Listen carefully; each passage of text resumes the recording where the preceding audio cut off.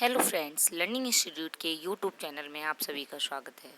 मैं रंजना पांडे और मैं आज पढ़ाने जा रही हूँ आपको ज्योग्राफी का लेक्चर नंबर 4। और ये एनसीईआरटी बुक्स क्लास 6 का है, चैप्टर नंबर 4, जिसका टाइटल है मानचित्र। इसमें जो इम्पोर्टेंट चीज़ें हैं उनको पढ़ते हुए हम आगे बढ़ेंगे। सबसे पहले आप यहाँ पर यू कैन सी एक ये कंपास दिया गया है, जिसका यूज़ पहले लोग करते थे डायरेक्शन का यूज़ करने के लिए, डायरेक्शंस देखने के लिए। ये आप देख सकते हो इसको पिक्चर में कि हम कैसे डायरेक्शन देखते हैं। तो कंपास का एक जो गुण है, विशेषता है, वो ये है कि इसकी जो निडल होती है ऑलवेज वो नॉर्थ डायरेक्शंस को शो करती है हमेशा। Which direction? नॉर्थ डायरेक्शंस को निडल इसकी, ये देखिए आप, नॉर्थ। और जब हमको एक डायरेक्शन पता चल जाएगी, हमें पता चल जाएगा कि ये नॉर्थ है, तो इसके अपोजिट में क्या हो जाएगा, आपका साउथ हो जाएगा। इसके इधर यहाँ पर क्या हो जाएगा, ईस्ट हो जाएगा, और इधर वेस्ट हो जाएगा। यानी हमें कोई भी एक डायरेक्शन पता चल जाएगी तो हम बाकी की डायरेक्शंस को पता कर सकते हैं। चलिए आगे हम आगे बढ़ते हैं, जो इम्पोर्टेंट पॉइंट्स उनको पढ़ते हुए। मानचित्र पृथ्वी की सतह या इसके एक भाग को पैमाने के माध्यम से चपटी सतह पर खींचा गया चित्र है। यानी क्या है मानचित्र आपका? पृथ्वी की सतह या इसके एक भाग को, यानी हम अगर अपनी अर्थ को, एक तो हम किसके द्वारा देखते हैं, हमने जो चैप्टर्स में पढ़ा था, ग्लोब के द्वारा। अगर हम ग्लोब पर ना देख के उसको अगर हम मैप पे बनाएं तो ये क्या कहलाएगा? मानचित्र कहलाएगा। यानी ये चाहे किसी भी एक भाग का हो सकता है मानचित्र, आपके भारत का हो सकता है, किसी और देश का हो सकता है मानचित्र, आपके स्टेट का हो सकता है, यूपी एमपी, किसी का भी। यानी किसी भी एक सतह पर, चपटी सतह पर, जैसे हमने यहाँ पर पेपर में बनाया है, तो क्या कहलाएगा? मानचित्र। लेकिन एक गोलाकार सतह को पूरी तरह से चपटा करना असंभव है। यानी हम अगर पृथ्वी का मानचित्र हम बनाते हैं तो ये हमारी चपटी है। तो और हमारी अर्थ किस तरह से है, क्या है? जियोड शेप है हमारी अर्थ का। ये मैंने लास्ट अपने लेक्चर में बताया था, जियोड शेप है। यानी यहाँ पर हमारी अर्थ क्या है? चपटी है, और वैसे एक सर्किल है, जियोड शेप माना जाता है हमारी अर्थ का। तो अगर हम मानचित्र को चपटी सतह पर दिखाएंगे तो ये किसी भी गोल चीज़ को दिखाना क्या है? असंभव है। मानचित्र हमारी विभिन्न जरूरतों के लिए आवश्यक है। कुछ मानचित्र छोटे क्षेत्र को एवं कुछ तथ्यों को दर्शाते हैं। दूसरे मानचित्र में बड़ी किताब की तरह तथ्य हो सकते हैं। जब बहुत से मानचित्रों को एक साथ रख दिया जाता है तब एटलस बन जाता है। क्वेश्चन ये आपका सीटेट में पूछा गया है, एटलस क्या है? तो एटलस क्या है कि जब बहुत बुक्स ऑफ मैप्स बोल सकते हैं आप। यानी एटलस क्या है? ये बुक्स ऑफ मैपिंग, मानचित्र की बुक्स। यानी जिसमें कई बोलते हैं ना एटलस बुक चाहिए, तो उसमें क्या होता है? बहुत सारे हर पेज पे मानचित्र होते हैं। आगे देखिए, हाँ, कभी कभी क्वेश्चन बनता है कि मानचित्र कितने प्रकार के होते हैं, या निम्नलिखित में से कौन से मानचित्र का प्रकार नहीं है? तो देखिए, पहला है आपका भौतिक मानचित्र। अब भौतिक मानचित्र कौन से होते हैं? पृथ्वी की प्राकृतिक आकृतियों, जैसे पर्वतों, पठारों, मैदानों, नदियों, महासागरों इत्यादि को दर्शाने वाले मानचित्र को भौतिक या उच्चावच मानचित्र कहते हैं। इंग्लिश में उसको बोलेंगे physical map, physical map English में। तो ये कौन से होते हैं? जो नेचुरल चीज़ें। भौतिक मानचित्र क्या है? नेचुरल चीज़ें क्या है? जो हमारे नेचुरल पर्वत हैं, किसी ने बनाए नहीं है, अपने आप बने हुए हैं, पठार हैं, मैदान हैं, नदियाँ हैं, ये सारे क्या है? हमारी नेचुरल हैं, प्राकृतिक हैं। इन सबको जो भी मैप दिखाता है उनको हम क्या बोलेंगे? भौतिक मानचित्र या फिजिकल मानचित्र, पहला। दूसरा देखिए आप, राजनीतिक। राजनीतिक मानचित्र कौन से मानचित्र होते हैं? राज्यों, नगरों, शहरों, गाँवों। यानी आप ऐसे इसको समझ सकते हो, कभी आपने बोलोगे कि जो नेचुरल चीज़ है, जो अपने आप बनाई हुई है, जिसमें ह्यूमंस का कोई भी रोल नहीं है, कि ये हमने यहाँ पर मैदान बना दिए, यहाँ पर नदियाँ बना दी, यहाँ पर ऐसा नहीं कर सकता ना ह्यूमन, तो वो आपके भौतिक मानचित्र हो जाएंगे। और जहाँ हम लोग बना सकते हैं कि ये हमने राज्य बना दिए, नगर बना दिए, शहर बना दिए, गाँव बना दिए, विश्व के विभिन्न देशों, यानी देश भी हैं वो कैसे हमने बनाए हुए हैं, वो राज्यों तथा उनकी सीमाओं को दर्शाने वाले को राजनैतिक मानचित्र कहते हैं।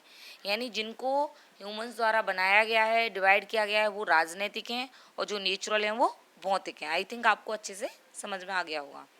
आगे देखते हैं, थेमेटिक। तीसरा इसका कौन सा है? थेमेटिक मानचित्र। यानी 3 तरह के मानचित्र आपने यहाँ पे देखे, फिजिकल, पॉलिटिकल और थेमेटिक। कुछ मानचित्र विशेष जानकारियाँ प्रदान करते हैं। जैसे सड़क मानचित्र, वर्षा मानचित्र, वन उद्योगों आदि को दर्शाने वाले। ये आपका सीटेट में पूछा हुआ क्वेश्चन है कि हम वर्षा मानचित्र को किस कैटेगरी के अंतर्गत आता है। तो आपका क्या हो जाएगा, वन उद्योग। ये अगर कोई भी ऑप्शन इसमें से पूछ लिया जाता है, सड़क, वर्षा मानचित्र, वन उद्योग, ये सब किस में आएंगे, थीमेटिक मानचित्र में। मानचित्र के 3 घटक हैं। क्वेश्चन पूछा हुआ है सीटेट में कि मानचित्र के कौन से घटक हैं, दूरी, दिशा, प्रतीक। हमेशा आपको ध्यान रखना है, दूरी बताता है, दिशा एंड प्रतीक। Very important question. दूरी, अब इसमें जो हमने 3 घटक अभी पढ़े थे, दिशा, दूरी, दिशा एंड प्रतीक, अब उसके बारे में दिया गया है। तो इसको मैं समझा देती हूँ आपको। क्या होता है कि जब दूरी, अगर हमें मानचित्र पर दूरी दिखानी है, जैसे कोई हमें अपना अर्थ का दिखाना है, तो मानचित्र पर पूरी अर्थ को तो आप बना नहीं सकते हो, दिखा नहीं सकते हो। तो उसके लिए हम क्या करते हैं, जैसे हम स्केल को माप लेते हैं। जैसे यहाँ पर दिया गया है, आपके विद्यालय एवं आपके घर के बीच की दूरी 10 किलोमीटर है, जिसे मानचित्र पर 2 सेंटीमीटर की दूरी से व्यक्त किया गया है। यानी हमने मान लिया कि जो 10 किलोमीटर है, 10 किलोमीटर रियल में है, और उसके हमने 10 किलोमीटर्स को किसके बराबर मान लिया, 10 kilometres is equal to 2 centimetre. यानी अगर हम कोई भी 10 किलोमीटर की चीज़ दिखाएंगे तो 2 सेंटीमीटर की वहाँ पर हम लेंगे। कहाँ पर, मानचित्र में। इसका अभिप्राय है कि मानचित्र 1 सेंटीमीटर स्थल के 5 किलोमीटर को दर्शाएगा। यानी अगर हमें 5 किलोमीटर्स को दिखाना है तो हम कितना दिखाएंगे, 1 सेंटीमीटर लेंगे। हम स्केल पर कितना लेंगे, 1 सेंटीमीटर। नेक्स्ट देखिए, इसका अभिप्राय है मानचित्र का 1 सेंटीमीटर स्थल के, हाँ यहाँ तक हो गया। इस प्रकार पैमाना किसी भी मानचित्र के लिए बहुत महत्वपूर्ण होता है। यानी बिना पैमाने के तो आप क्या करोगे, अगर हमने कोई एक मानचित्र बनाया सपोज दैट, और यहाँ हमारा घर है, घर से हमारा ये स्कूल हो गया, बीच में रास्ता है। अब यहाँ से हमने मान लिया कि ये 10 किलोमीटर है, तो हम इसको मानचित्र पर कैसे दिखाएंगे, 2 सेंटीमीटर, और रियल में इसका कितना है, 10 किलोमीटर। अब उसी तरह से हमने माना कि यहाँ से हॉस्पिटल जो है वो हमारा 50 किलोमीटर है, हमने मान लिया 50 किलोमीटर है। अब हमें यहाँ कितना दिखाएंगे, तो हमने मान लिया कि 5 किलोमीटर बराबर 1। अब हमारा 2 में कितना हो जाएगा, 10। तो यहाँ पर हमारा कितना हो जाएगा, इसको डिवाइड कर देंगे तो आपका कितना आ जाएगा, यहाँ पर 2 से आपका आ जाएगा 2, 8 किलोमीटर। आपको 8 सेंटीमीटर कितना आ जाएगा आपका, 8 सेंटीमीटर।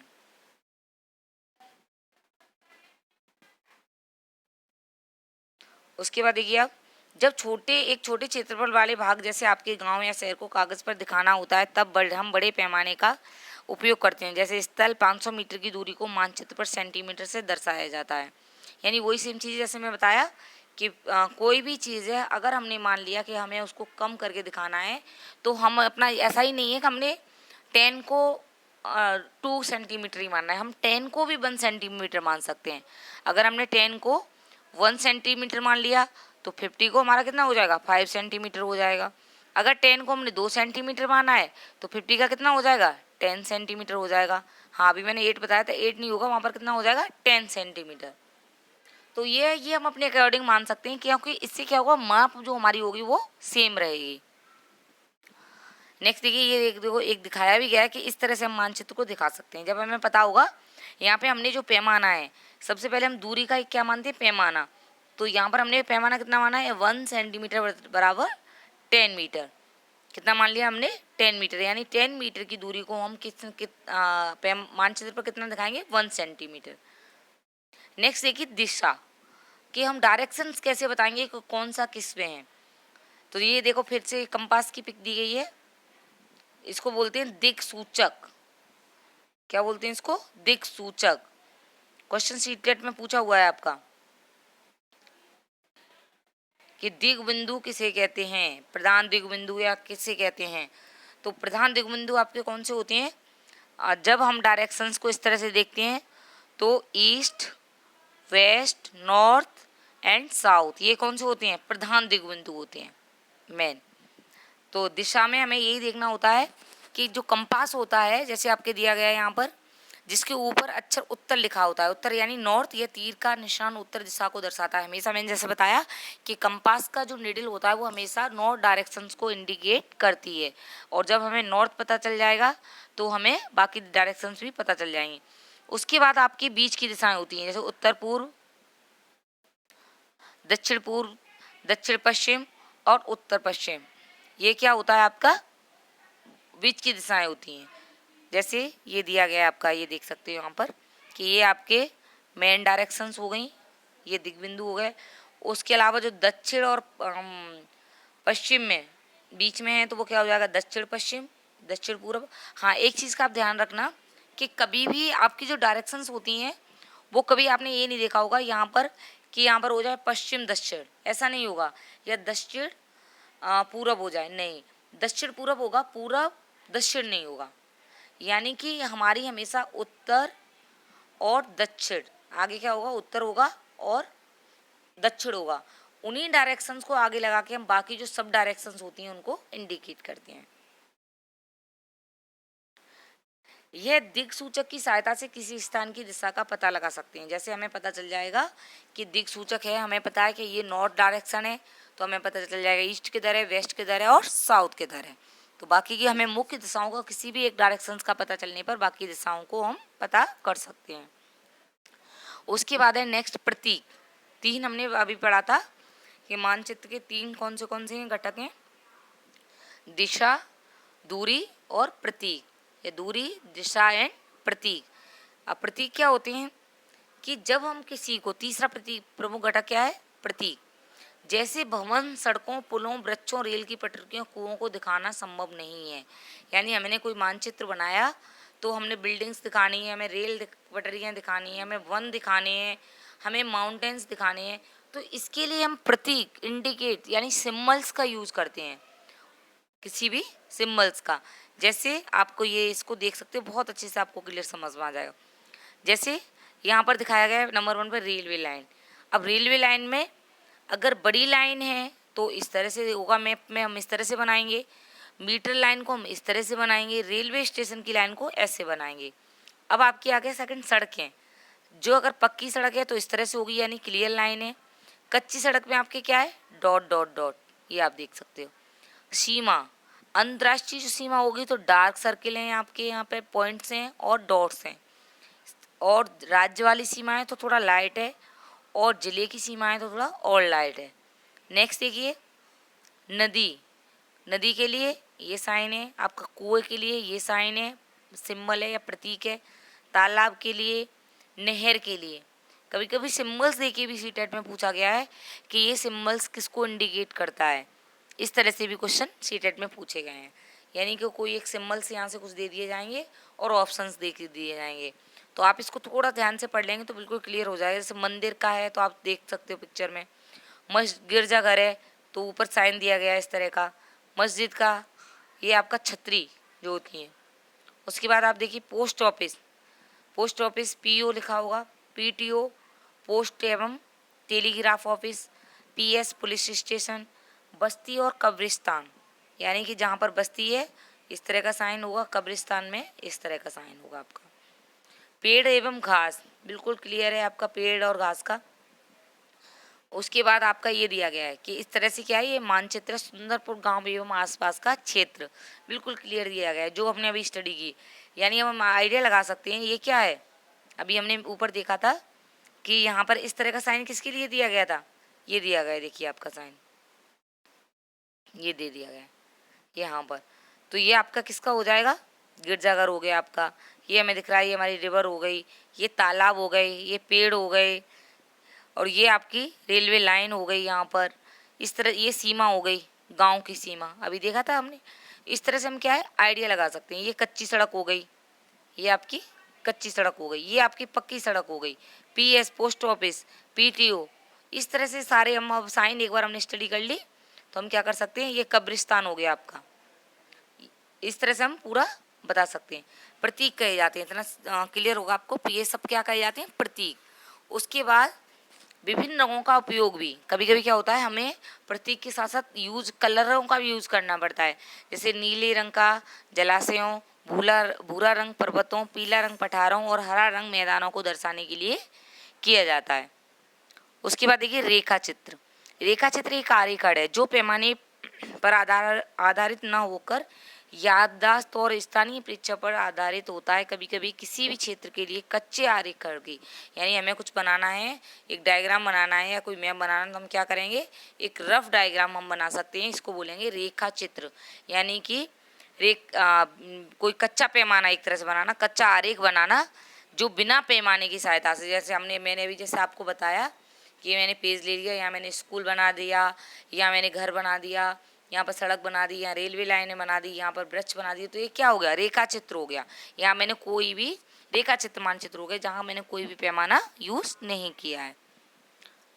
उसके बाद खाका, यानी कि खाका क्या है, एक छोटे क्षेत्र का बड़े पैमाने पर खींचा गया, यानी हमारा कोई भी छोटा क्षेत्र है, जैसे आपको अपना घर है या कोई छोटी चीज़ को आप बड़े पैमाने पर अगर खींचेंगे तो उसको क्या बोलेंगे, रेखा चित्र खाका कहा जाता है। एक बड़े पैमाने वाले मानचित्र से हमें बहुत सी जानकारियाँ प्राप्त होती है, लेकिन कुछ ऐसी चीज़ें होती हैं जिन्हें हम कभी कभी जानना चाहते हैं, जैसे किसी कमरे की लंबाई एवं चौड़ाई, जिसे मानचित्र में नहीं दिखाया गया है।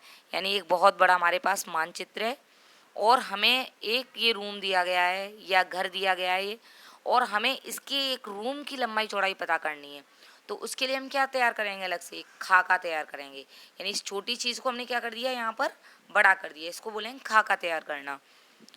उस समय हम लोग बड़े पैमाने वाले रेखा चित्र खींच सकते हैं और इसको, जिसे खाका कहा जाता है, इसको क्या कहा जाता है, खाका कहा जाता है। तो आई थिंक आपको ये सारी चीज़ें क्लियर हो गई होंगी। आपको आज की मेरी क्लास कैसी लगी, मेरे चैनल को सब्सक्राइब कीजिए, लाइक कीजिए, अपने फ्रेंड्स के साथ शेयर कीजिए, और जो भी आपको सजेशंस हो तो कमेंट बॉक्स में मुझे प्लीज़ बताइएगा। Thank you.